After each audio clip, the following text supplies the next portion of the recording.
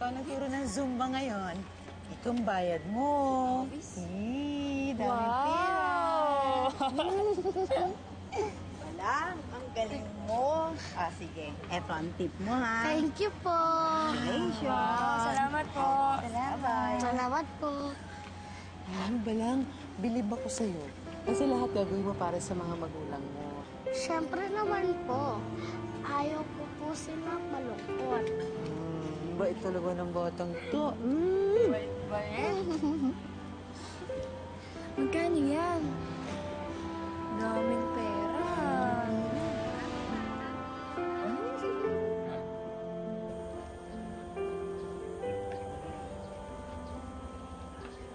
Mama, Mama! Kamusta yung Zumba niyo ni Mama Des? Ito po, para po sa inyo. Ano to? Saan galing to? Yung tinuro ko po ng Zumba. Nagturo ka ng Zumba? Opo. Anak, ba't mo naman ginawa yun? Kasi po, ayaw po kitang gawin pusinyo ni Aling Etang. Anak, hindi mo naman kailangan gawin yun eh. Salamat. Salamat.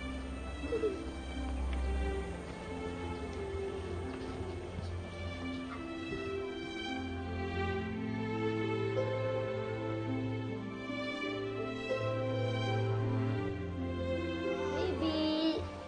Baby, tara, dito tayo. Baby, tignan mo. Baby, oh. Baby! Baby!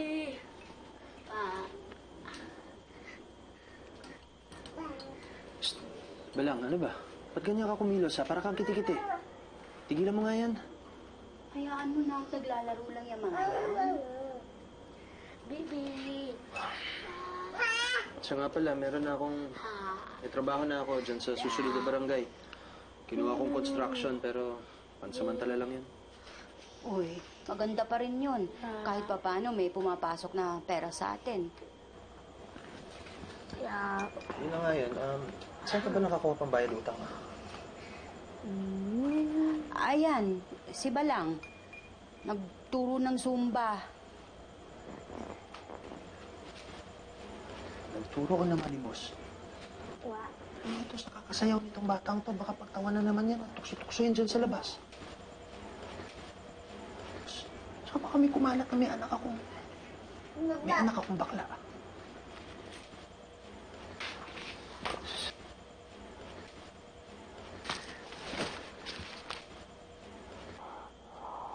Balang. Nako. Ito. Inumin mo na yan at maaga ka pa bukas para makatulog na, ha? Inom na. Oh, gusto mo ba? Ha? Umupo ka kaya muna. Yan.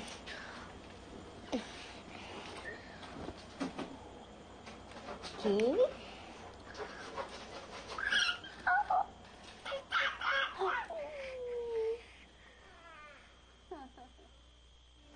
kala ko po ba, hindi na po sa akin galit si Papa.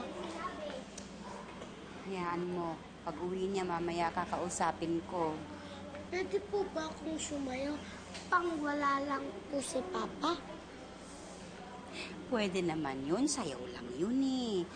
Pero huwag mo munang isipin yan. Ang importante, mag-aral kang mabuti para makita ng papa mo na nagsisipag ka. Di ba? Opo. O, pumasok ka na para hindi ka mahuli. Bye-bye po. Bye-bye.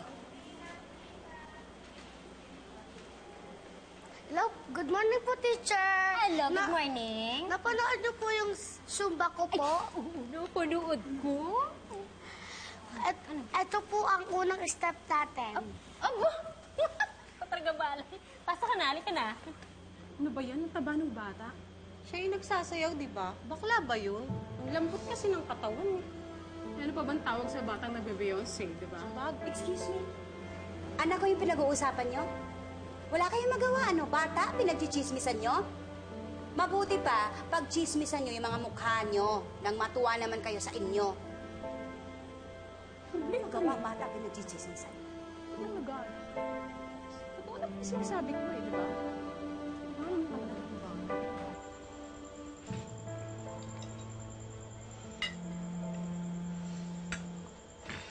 Oh, kung nandun ka lang kanina, ate, narinig mo yung mga yun, siguradong maiinis ka sa mga chismosang yun eh. Naku, hindi lang ako maiinis. Siguro, pinatulang ko na mga yun. Piruin mo pati bata, pinagchichismisan. Ano ba yan? Jane! Mary Jane! Ano ba itong napanood kong video ni Balang na sumasayaw-sayaw sa internet, ha? Pinagtatawanan siya ng mga kasamahan ko. Eric naman, maraming natutuwa doon. Mawalang galang na ako, pero pwede ba kaming pamilya muna mag-uusap dito? Alam mo, pero kung tutuusin, ikaw ang may kasalanan ng lahat ng to eh. Kasalanan mo kung ba't ganyan kumilos si Balang. Eric, ano ka ba? Si Ate Bess yan. Isa pa, kung meron kang 10 kaibigan pinagtatawanan ng anak mo, milyon-milyon ang natutuwa sa kanya. Ano ka ba? Bakit hindi mo magawang suportahan ng anak mo? At paano ko siya susuportahan, ha? Nilagay niyo siya sa katatawanan. At tuwang-tuwa kayo sa pagkending ni Balang. Hindi niyo alam, nilalait na siya ng ibang tao. Ano, Mary Jane, mahal ko rin yung batang yan. Kaya ayoko siyang pinagtatawanan na tukso-tukso yung bakla. Hindi bakla ang anak ko.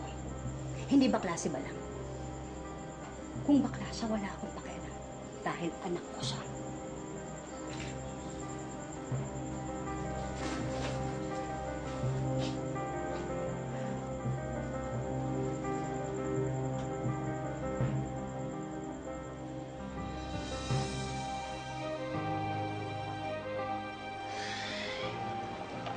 Sige na, magsusumba na tayo. Ayaw mo ba? Ayoko, baka pagalitan ako ng papa ko. Bakit kasi parang biglang nagbago si Eric eh. Magsimula na mawala siya ng trabaho, lagi na lang mainitin ang ulo niya. Ewan ko kay Eric. Isang beses pa niyang gawin ulit kay Balang yung ganun. Iiwan ko talaga siya. O, teka, hinay-hinay naman sa mga desisyon. Baka naman lalo lumala ang problema. Mary Jane! Mary Jane! Pa. Ang asawa mo! Nadisgrasya doon sa ginagawa nilang building. Si Papa!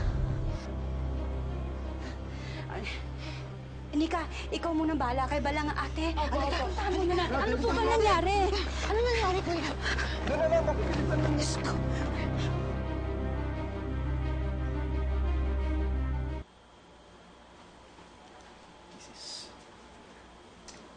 Medyo napuruhan ang kanang binti ni Mister. So, we recommend na mag-undergo siya sa bone cement. Pero medyo may kamahalan ito. Kung i-consider po ninyo ang aming recommendation, ipaalam nyo lamang po kagad. Salamat po. Sige po.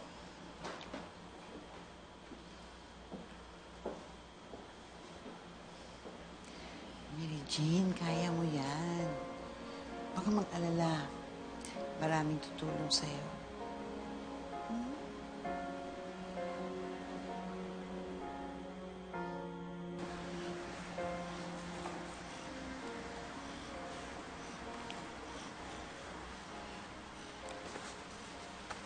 Ma, kamusta na po si Papa? Pwede ba po ako pumunta sa kanya? Ay, Balang, hindi ka pwede ron. Isa pa, may pasok ka bukas.